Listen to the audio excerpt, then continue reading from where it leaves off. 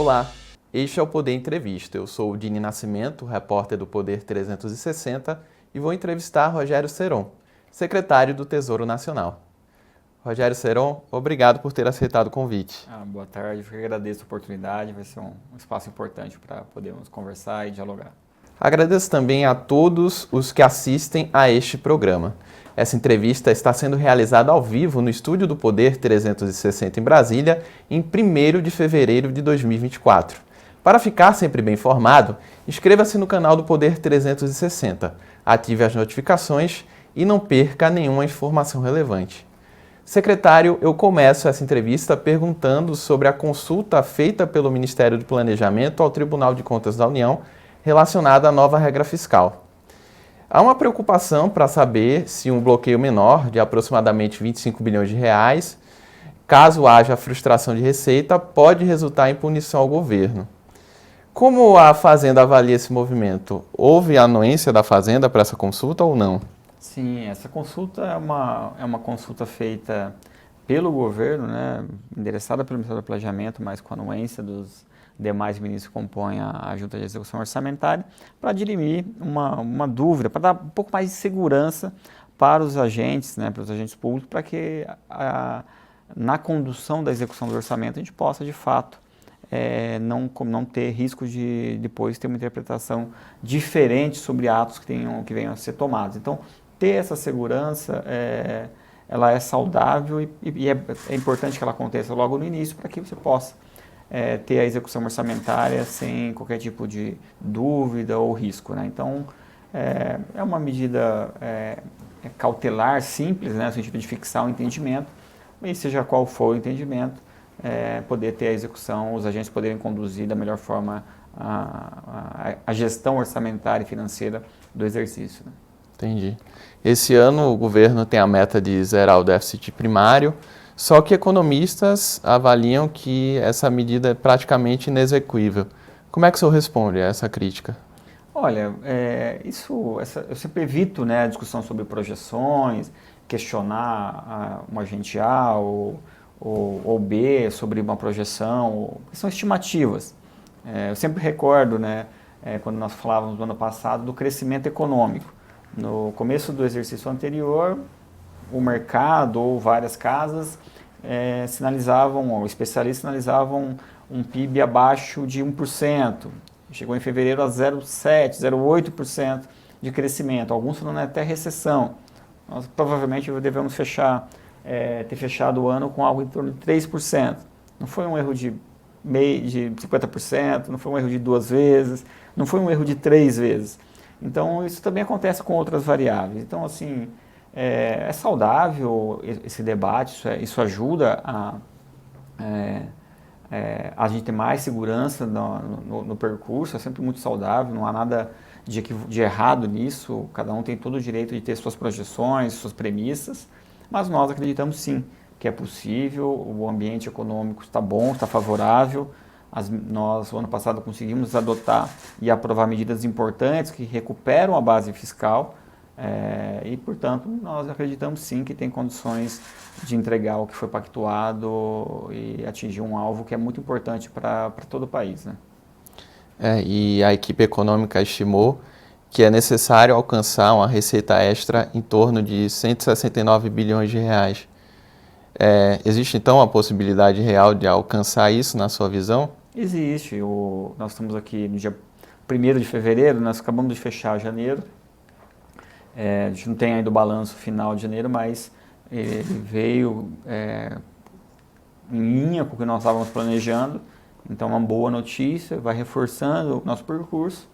E as coisas precisam ser endereçadas dia a dia. Então, a cada mês, nós vamos reavaliando, seguindo, buscando adotar as medidas que permitam manter nessa linha que, se nós continuarmos caminhando nessa direção, tem condições sim da gente entregar o que nós estamos buscando. É uma meta arrojada, ela tem desafios, nós fomos muito, muito transparentes quanto a isso, mas ela é importante para o país. Ela sinaliza e ela marca um processo de recuperação fiscal uma mudança de trajetória do que vinha acontecendo aí na última década, né? A última década, por razões sempre justificáveis, legítimas, mas o país veio piorando os seus ciclos de resultados fiscais. Então, tudo que nós estamos buscando fazer é reverter esse movimento. E nesse primeiro ano da existência do marco fiscal, é o ano em que nós vamos deixar isso muito claro, que o país está voltando por uma trajetória de recuperação fiscal, deixando muito claro esse processo de recuperação. Sobre essa necessidade de alcançar esse volume de receitas, existe algum risco de elevar a carga tributária? Não há risco de elevação da carga tributária. É sempre importante deixar isso muito claro. Tudo que está sendo feito é de recomposição de uma base fiscal que foi renunciada em 2022. Então, a arrecadação líquida sobre o PIB está bem inferior ao que nós tínhamos, né? Então, porque houve uma renúncia significativa de receitas para ocorrerem a partir de 2023, sem nenhum tipo de compensação. As despesas continuam existindo e foi renunciado um volume expressivo de receitas. O esforço está sendo feito de recuperação dessa base fiscal, mantendo a arrecadação total dentro de um patamar histórico de arrecadação líquida sobre o PIB. Então não há esse risco de elevação da carga tributária. Tá. E sobre corte de gastos, o governo pensa de alguma forma em promovê-lo? A gestão sobre o gasto é importante, ela tem que acontecer. Ela acontece. O ano passado mesmo nós fizemos ali um trabalho com os órgãos para revisar contratos, para revisar alguns programas que tinham problemas. Por exemplo, o Bolsa Família tinha um conjunto de beneficiários que não eram elegíveis ao programa. Teve uma ação ao longo de 2023, isso já vem acontecendo, com resultados importantes. A revisão de contratos também seguiu aí seu curso, teve aí resultados aí de quase R$1 bilhão de revisão de contratos, revisão de despesas que são do cotidiano. Esse trabalho de gestão de custos ele é permanente. Tem a necessidade de avaliar e aprimorar programas, não só do ponto de vista olhando para reduzir gastos, mas para melhorar a eficiência da política pública. Está sendo conduzido trabalhos nessa direção coordenado pelo Ministério do Planejamento, com o apoio da Fazenda e de outros órgãos. Há uma secretaria específica, né, no Ministério do Planejamento cuidando disso. Então tem um caminho também que está sendo trilhado e já tem resultados. Secretário, como mostra o infográfico na tela, que vai aparecer aqui, sobre as contas públicas, em 2023 houve um rombo de 230 bilhões e 500 milhões de reais. Isso representa 2,1% do PIB. O ministro Haddad projetava déficit de 1%. O que aconteceu? Olha, isso é muito importante explicar. Primeiro, o resultado de 2023 e também um pouco do infográfico, os ciclos anteriores. Primeiro, em 2023 nós buscamos atingir um resultado em torno de 1% do PIB.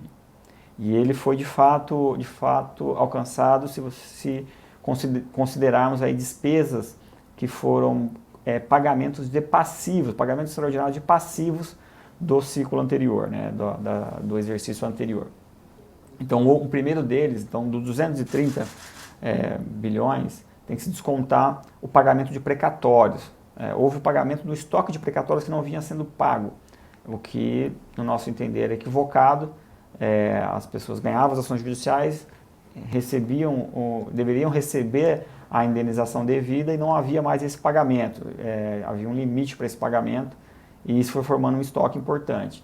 Nós acionamos o STF pedindo autorização para pagar esse passivo, que não era dessa gestão, mas que precisava ser corrigido no nosso entender. Então foi autorizado e quase 100 bilhões desse resultado é decorrente do pagamento de precatórios. Então, não desconsiderando o efeito do pagamento de precatórios, que é algo extraordinário, o resultado de 2023 teria sido de 1,28% do PIB. Lembrando de novo que nós estávamos buscando algo em torno de 1%. Mas tem um outro evento extraordinário, que foi a Lei Complementar 201, que indenizou estados também por conta de ações que foram feitas em 2022. O governo federal retirou receitas tributárias dos estados em 2022 e não os indenizou. Deixou isso para 2023. Nós tivemos que fazer um acordo com os estados e fazer essa quitação. Isso custou mais 21 bilhões de reais. Então também, se você desconsiderar esse efeito desse passivo extraordinário, que não era fruto desse ciclo de governo, o resultado teria ficado em 1,08% do PIB, muito próximo do que de fato nós almejamos ali, ao redor do que nós almejamos buscar. Então, do ponto de vista do que nós buscávamos, do ponto de vista gerencial, foi um resultado em linha com o planejado. Era sabido que esse fator precatório, tanto que ele é excluído da meta de primário, né, o STF autorizou, ele está excluído de qualquer limite e de qualquer meta, então ele não faz parte do resultado que compara-se com a meta projetada. Então isso é um primeiro ponto muito importante. O outro ponto importante, o infográfico, ele mostra na ano, talvez não fique claro todo o ciclo de governo, mas nos últimos 3 ciclos de governo, o déficit fiscal vem piorando no acumulado. Então, no último ciclo de governo, por exemplo, o déficit fiscal acumulado foi de 1 trilhão de reais. 1 trilhão de reais. Então, o que nós estamos buscando agora é, a partir de 2023, encontrar o equilíbrio dessas contas, que é um movimento extremamente agressivo do ponto de vista de recuperação fiscal em relação à trajetória que o país vinha vivendo. Novamente, todos os ciclos de governo têm justificativas do porquê isso aconteceu, empreender os melhores esforços para obter resultados e, por razões diversas, tiveram que incorrer em déficit. Mas o fato é que, no último ciclo de governo, nós tivemos 1 trilhão de resultado fiscal negativo. E agora, mesmo isso sem considerar esses pagamentos, mais esses 100 bilhões que não foram pagos. Quase 115 bilhões que não foram pagos, senão a conta teria sido 1,1 trilhão de reais do déficit do ciclo anterior. Nós pagamos esse passivo e agora a gente inicia um processo de busca aí do balanço entre receitas e despesas. Há inclusive outro infográfico que ilustra melhor essa questão dos precatórios, como é possível ver. O déficit primário, sem os precatórios e as compensações a estados e municípios, ele chegaria a 117 bilhões, né? Isso equivale a 1,1% do PIB. Exato.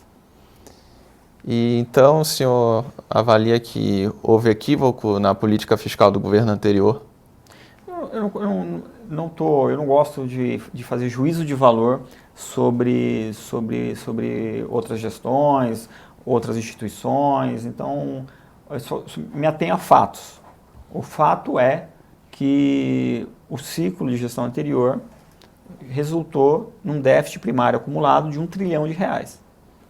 E fato é que no ciclo de governo anterior não foram pagos estoques de precatórios da ordem de quase 100 bilhões de reais e não foram indenizados os estados por conta das renúncias fiscais que o governo federal impôs aos estados. Tudo isso resultou num passivo da ordem de quase 115 bilhões de reais que tiveram que ser arcados por nós no exercício 2023. Isso são fatos, de novo, sem juízo de valor sobre isso, mas isso aconteceu. Então, metade do resultado fiscal, do déficit fiscal que ocorreu em 2023, ele decorre de passivos que eram de 2022. Isso são fatos e não há como negá-los. E sobre resultado primário recorrente, nós temos aqui alguns tweets do economista Alexandre Schwartzman. O resultado primário recorrente é aquele que deixa de fora o impacto fiscal de medidas extraordinárias. Como é possível ver, houve uma piora expressiva das contas entre 2011 e 2014, acabou saindo de superávit para déficit durante o governo Dilma, mas também houve uma queda considerável de 2020 para 2021 durante o governo Bolsonaro, por conta da pandemia. Também há outro tweet que mostra que as contas externas apresentam um déficit elevado e o pior momento se deu em 2015. O que fazer para reverter esses resultados? Olha, do ponto de vista fiscal, nós já tomamos medidas importantes de composição da base fiscal. Isso é muito importante que seja dito. Há muita discussão, por exemplo, de economistas, especialistas que não acreditam que vai ser 0.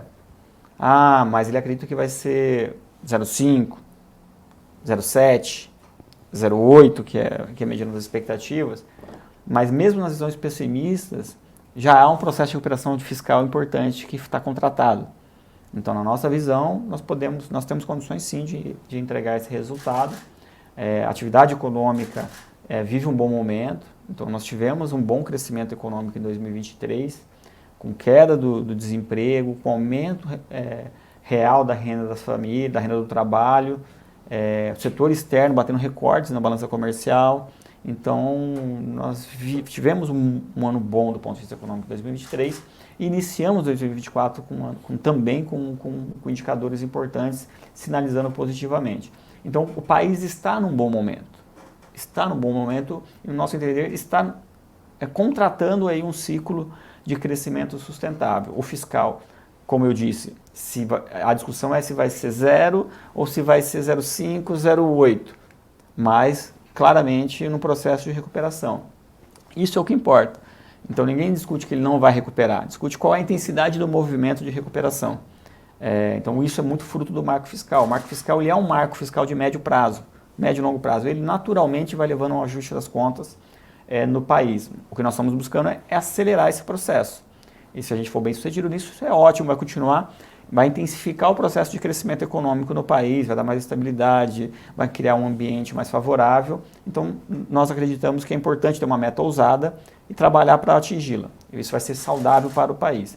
Mas, independente do atingimento exato ou não, o fato é que a discussão está num patamar muito mais razoável e controlado do ponto de vista fiscal. Então, há um reconhecimento de um processo de recuperação fiscal que está contratado para 2024. A outro infográfico sobre a dívida pública federal, que em 2023 atingiu 6 trilhões e 520 bilhões, né? É uma trajetória crescente, como é possível ver. E para esse ano, no PAF, a Fazenda projeta um limite de 7 trilhões a 7 trilhões e 400 bilhões. O que a Fazenda pretende fazer para tentar estabilizar a dívida, evitar um crescimento tão acentuado?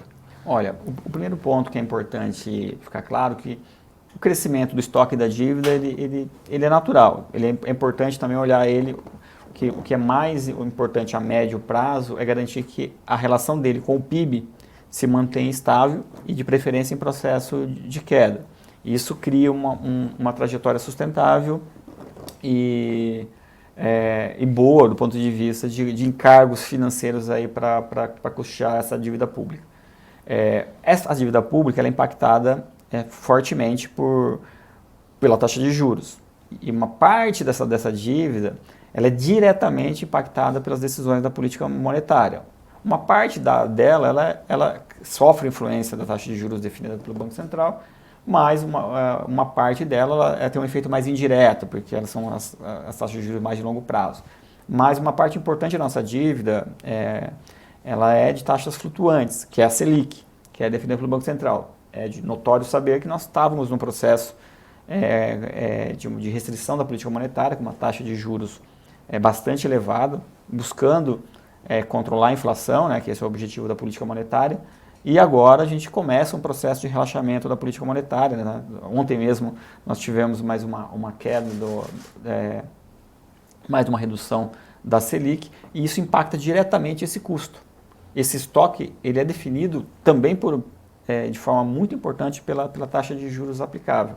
Uma coisa é aplicar 14%, como nós tínhamos de taxa de juros, sobre um estoque dessa magnitude. A outra é a aplicação de 8, 8,5%, 9% sobre esse estoque. Isso faz muita diferença. É claro que a conta não é tão simples assim, né? Tem mais nuances, porque o custo médio depende de outros indicadores também, mas só para ter a relevância que a taxa de juros importa muito. Só a taxa de juros importa? Não, o fiscal também. Então também por isso que é importante a recuperação dos resultados fiscais para evitar que haja um crescimento continuado e não controlado dessa dívida, especialmente em relação ao PIB. Né? Então é importante que a gente controle esse endividamento em relação ao PIB. Todas as nações têm dívida, isso é natural. O importante é não deixar que ela tenha uma trajetória explosiva. Né? Então esse é o objetivo da política fiscal, é garantir que a condução desse estoque ele se estabilize ao longo do tempo. Falando um pouco sobre a arrecadação, houve uma queda real de 0,12% em 2023, né? Fechou em 2 trilhões 358 bilhões de reais, uma leve queda, mas ainda assim prejudicou os planos do governo de alguma forma de reduzir o déficit? Isso é importante mencionar, né?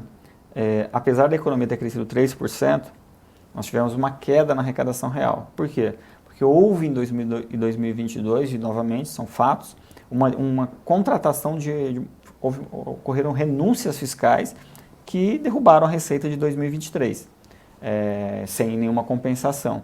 Portanto, que tem esse descompasso. Por mais que a economia cresceu 3%, era esperado, tudo mais constante, que a receita do governo federal crescesse pelo menos 3%. Não cresceu por conta dessas renúncias. E apesar das medidas que nós fomos tomando para tentar recuperar, para diminuir essa queda, porque senão ela seria maior ainda. Então, isso é muito importante, que uma parte importante do resultado fiscal é decorrente da renúncia de receitas.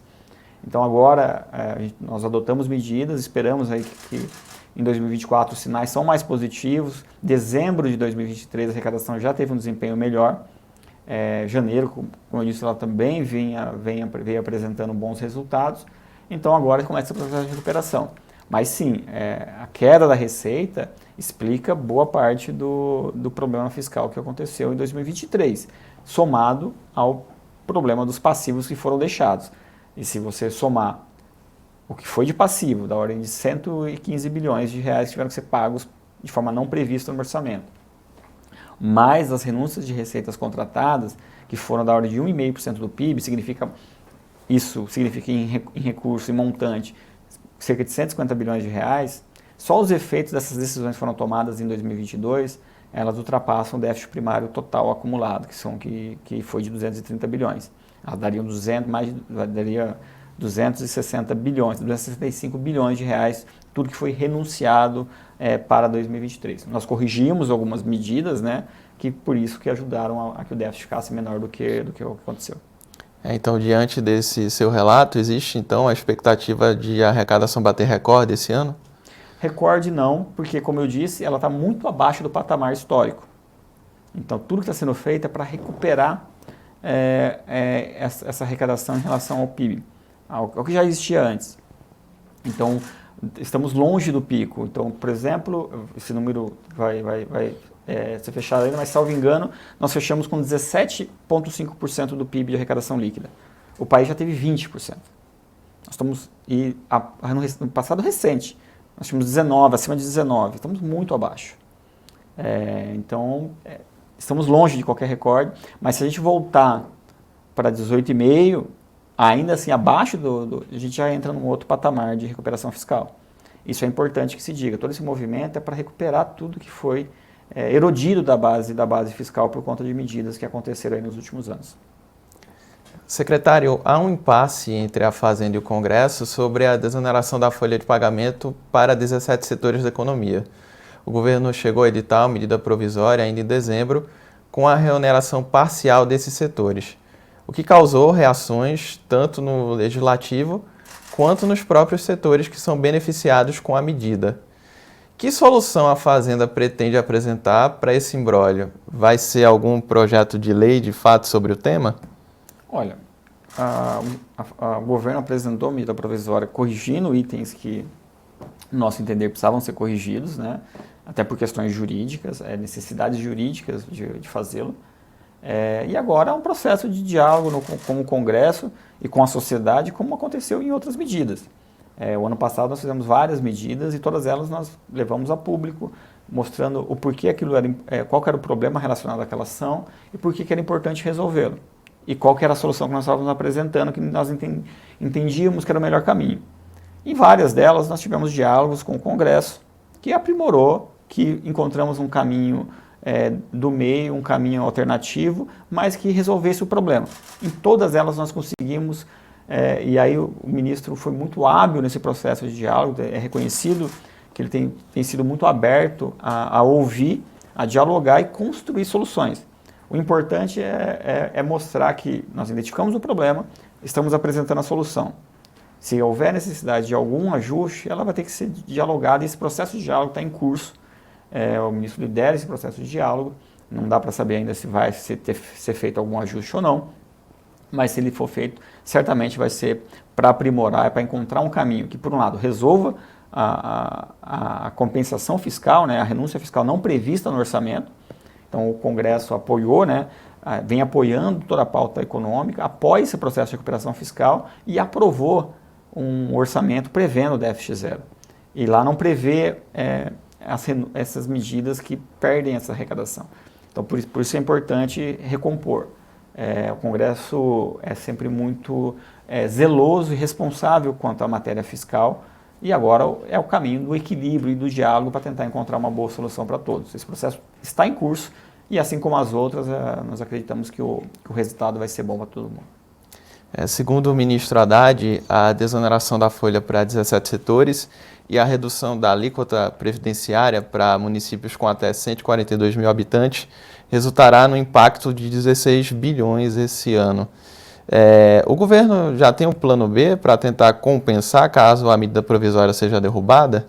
Olha, por hora a medida está em vigência, né? Uma medida provisória, ela está em vigor no ordenamento jurídico.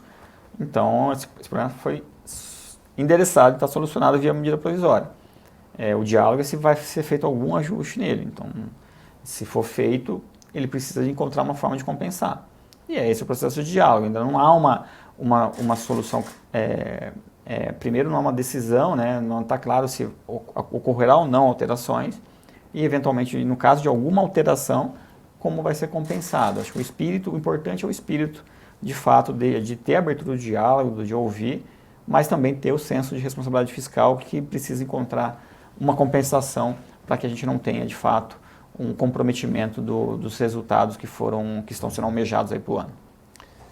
A medida provisória 1202 também prevê a extinção parcial do PERSE, que é aquele programa emergencial voltado ao setor de eventos, que foi instituído por conta de perdas que o setor teve durante a pandemia.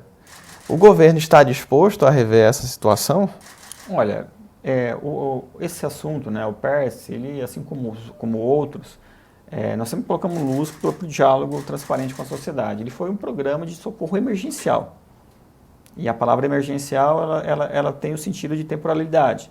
Uma situação emergencial que demanda um apoio específico e determinado no tempo. Então, ele precisa ter fim, de fato. E hoje, quando ele foi criado, a expectativa é que ele tivesse um impacto de 4 bilhões. Esse socorro, houve uma decisão do Congresso de apoiar esse socorro, dado que ele teria um impacto de 4 bilhões. O ano passado ele teve um impacto de 17. Então, há problemas no desenho, há problemas que precisam ser corrigidos, porque ele gera um impacto fiscal muito superior ao que de fato havia sido planejado, e também, obviamente, ele é um programa que nasceu para ser emergencial. Ele não pode ser perenizado, não há sentido, né, na sua construção dele ser perenizado. Essa medida provisória também fala de um limite para a compensação de créditos tributários de empresas que obtiveram alguma autorização via judicial. Eu gostaria até que o senhor comentasse, detalhasse a respeito como é que funcionará essa forma de compensação, o limite é mensal, anual, como é que funciona? Olha, essa é uma medida que busca trazer um pouco de previsibilidade na gestão do ano do orçamento. Então, porque hoje tem uma situação que causa alguma imprevisibilidade, porque acontece de um contribuinte chegar em dezembro e, de repente, ele compensa um valor de bilhões e ninguém sabia, ninguém esperava. Isso causa um transtorno muito grande do ponto de vista de gestão fiscal, de gestão orçamentária para o governo. O que nós estamos fazendo é regular um pouco esse processo para trazer um pouco mais de previsibilidade. As compensações até 10 milhões de reais, elas vão poder acontecer da mesma forma, integralmente, não tem problema. Para as compensações que são maiores do que esses valores, o beneficiário tem uma escolha, o contribuinte tem uma escolha a fazer. Ele pode compensar uma parcela dele no exercício, o restante no outro, ou ele pode simplesmente pedir que aquele crédito que ele ganhou judicialmente se converta em precatório. O judiciário nos informa em julho, nós colocamos no orçamento e pagamos no início do exercício seguinte. Então, ele vai receber esses recursos no horizonte de 12 meses. O que é importante para nós é ter, de fato, a previsibilidade, saber da informação para a gente ter tempo hábil de prever no orçamento e fazer todo o rito orçamentário necessário. Então, é uma medida que vai ser muito saudável do ponto de vista de trazer previsibilidade para esse assunto de novo, privilegiando os menores, né, para que os menores possam fazer isso sem nenhuma intercorrência, mas para aqueles que são maiores a gente possa ter a informação antes e aí sim incluir no orçamento e pagar no início do exercício seguinte. Então todo mundo acaba sendo beneficiado, todo mundo vai ter seus recebimentos, mas o governo consegue ter previsibilidade. Então isso é muito importante, deixar claro que o horizonte máximo de recebimento ele acaba sendo bem curto ali, só para fins de planejamento orçamentário do exercício mesmo. Gasolina e diesel sobem hoje, né, por conta desse reajuste na alíquota do ICMS. Isso é algo que preocupa a Fazenda em relação à pressão inflacionária, eventual pressão inflacionária ou não? Olha, é claro que qualquer impacto sempre merece atenção, mas é importante deixar claro que é uma medida tomada pelos estados, né? O ICMS é um tributo de competência estadual, alguns estados, né, resolveram elevar a tributação de ICMS, que impactam ali alguns itens, inclusive combustíveis. O impacto não é para, assim, acho que está dentro das previsões de todos os analistas, então, e a previsão de inflação para esse ano é uma previsão dentro das metas estabelecidas pelo Conselho Monetário Nacional para o Banco Central, então nós estamos aí num processo benigno, né, num processo aí com a inflação controlada, então por hora ele é algo com efeito contido. E ainda falando retomando a questão das desonerações tributárias, no total elas atingiram 136 bilhões e 900 milhões de reais no ano passado. Houve então um aumento de quase 16 bilhões em relação a 2022. O governo já pretende rever algo além da folha e do PERSE? Tem alguma coisa no horizonte do governo? Olha, as desonerações macro são até maiores do que esses volumes, né? Sim. O que nós fizemos a correção de algumas distorções, né? A gente tem pautado muito a agenda de recuperação da base fiscal na correção de gastos tributários, né? Que é um gasto, né? A diferença é que a sociedade não vê esse gasto, mas ele existe e é um gasto por conta de renúncia de receita. Alguém que deveria pagar o tributo a um gasto tributário isentando daquele pagamento. Nós já fizemos um movimento importante de correção de distorções. Estamos endereçando outras, né, como a MP também está endereçando alguns ajustes pontuais e com esse zelo a equipe continua olhando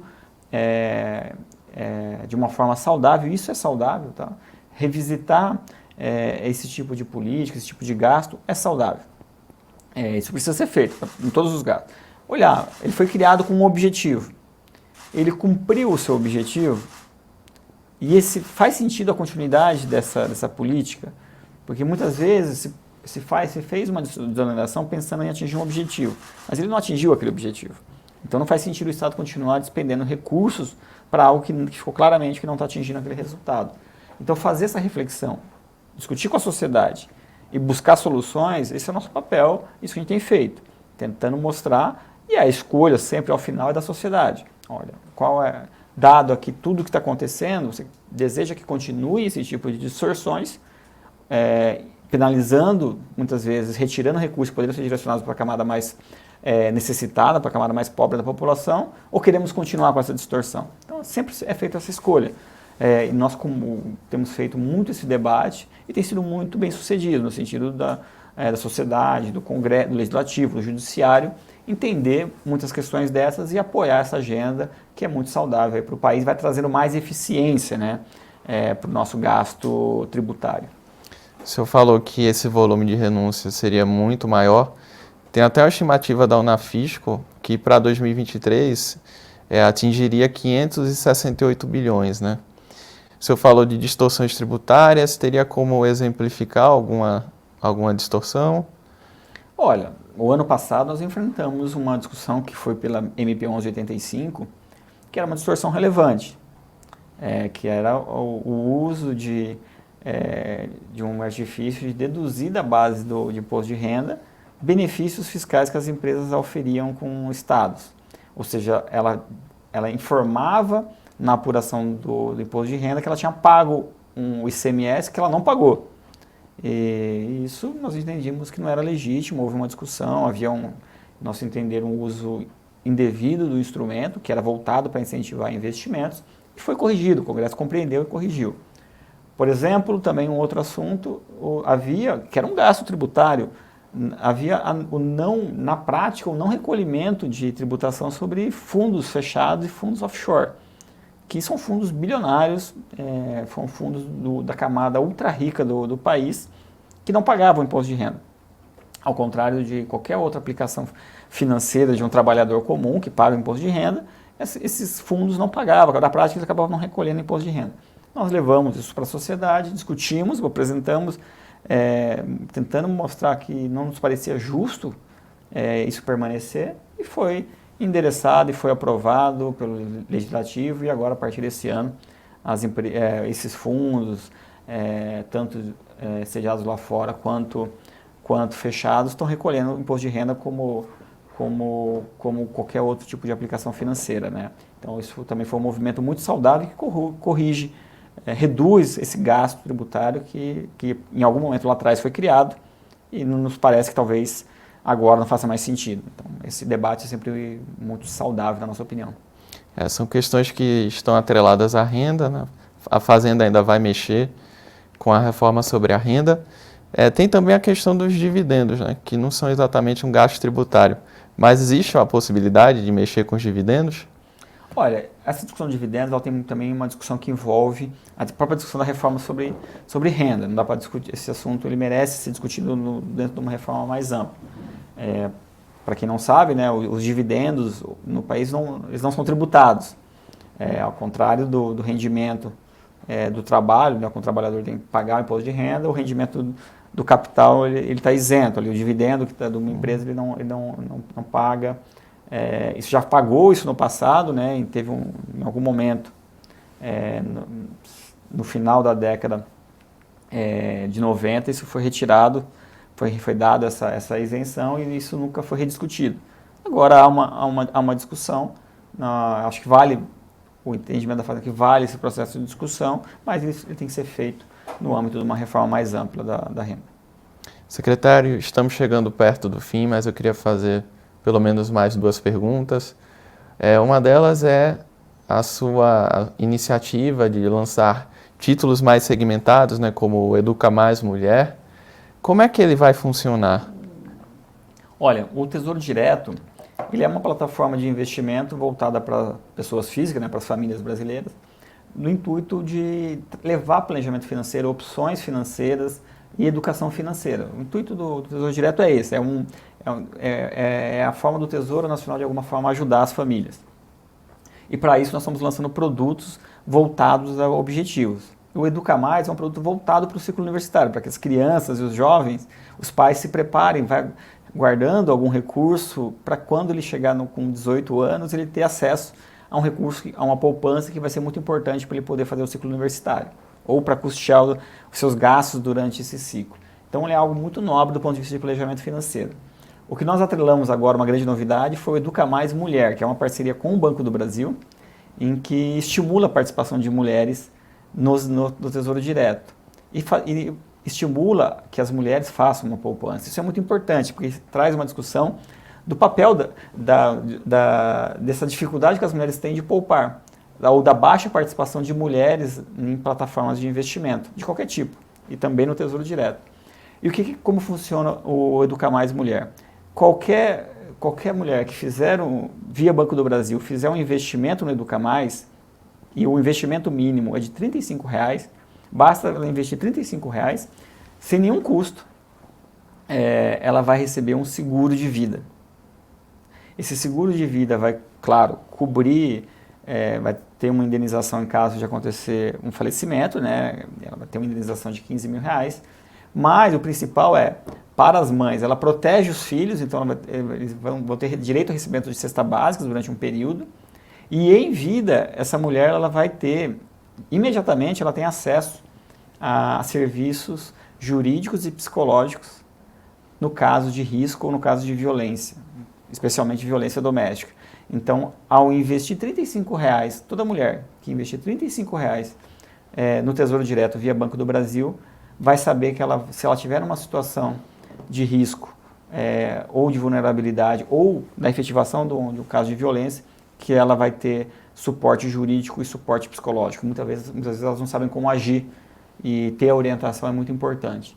Então é um grande benefício social, acho que é uma coisa muito relevante e traz toda essa discussão sobre o planejamento financeiro, o papel das mulheres, né, em se planejarem e terem uma independência financeira. E, claro, também traz a segurança para as mulheres que são mães, que vão saber que elas estão, na ausência delas, tem no mínimo um suporte financeiro para os seus filhos nesse momento inicial. Então é uma iniciativa muito nobre do ponto de vista social, na nossa opinião, e esperamos aí que seja um sucesso. O Tesouro também anunciou o lançamento de um título prefixado de 72 meses. Quando é que ele começa a ser emitido? Ele já começa, acho que se ele já não começou, ele vai começar aí nos próximos leilões. Ele é importante, né? A gente sente uma demanda para o mercado por papéis prefixados mais longos, então isso é saudável, então a gente tem que, faz sentido acompanhar essa demanda e oferecer o produto. Ele voltado para os grandes leilões da dívida, né? E ele deve ser ofertado aí, eu posso confirmar, não tenho certeza se ele já aconteceu, mas se não aconteceu, ele já vai estrear aí nos próximos leilões. Então é a grande novidade para o ano de 2024 no que tange a gestão da dívida. E existe algum outro título engatilhado por parte do Tesouro que o senhor esteja planejando pelo menos lançar ainda em 2024? Olha, voltando para o Tesouro Direto, né, que é essa plataforma de investimentos para as pessoas físicas, há muitas novidades que estão sendo planejadas para 2024. 2024 vai ser um ano, 2023 foi um ano de muitas novidades. Nós lançamos o Renda Mais, né, que é um produto voltado para a aposentadoria, lançamos o Educa Mais, que é um produto voltado para a educação, e em 2024 nós vamos lançar muitas outras novidades. A gente ainda não pode adiantar todas elas, mas na esteira do que nós fizemos com o Educa Mais Mulher, que traz não só rentabilidade, então nós queremos levar muito esse conceito para o Tesouro Direto em 2024. O Tesouro Direto, a gente quer levar que as famílias saibam que eles vão ter um investimento extremamente seguro, é o investimento mais seguro do país, que é protegido pelo Tesouro Nacional, é muito rentável, e agora nós vamos agregar valor a ele. Outros valores, por exemplo, Educa Mais Mulher tem uma parceria que agrega um seguro de vida, protege, gera serviços imediatos, né, de suporte, e nós vamos fazer mais novidades desse tipo, que por um lado agreguem valores qualitativos e provoquem discussões, reflexões sociais, como o caso da dificuldade que as mulheres têm de poupar, quais as raízes disso, né, que a gente sabe que tem raízes mais profundas, né, a diferença de oportunidade entre mulheres e homens e etc. E também de como essas mulheres, pela ausência da independência financeira, ficam expostas à situação de vulnerabilidade. Então você provoca discussões mais profundas por meio da educação financeira, do instrumento financeiro. E nós queremos aprofundar esse tipo de iniciativa em 2024. Muita novidade vem por aí. Chega ao final essa edição do Poder Entrevista. Em nome do jornal digital Poder 360, eu agradeço ao secretário do Tesouro, Rogério Seron. Eu agradeço a oportunidade e estou à disposição para outras rodadas. Agradeço também a todos os que assistiram a esse programa. Essa entrevista foi realizada ao vivo no estúdio do Poder 360 em Brasília, em 1º de fevereiro de 2024. Para ficar sempre bem informado, inscreva-se no canal do Poder 360, ative as notificações e não perca nenhuma informação relevante. Muito obrigado e até a próxima. Poder Monitor, a ferramenta mais completa para monitorar os 3 poderes. Acesse agora poder.cc/monitor e ganhe 30 dias grátis.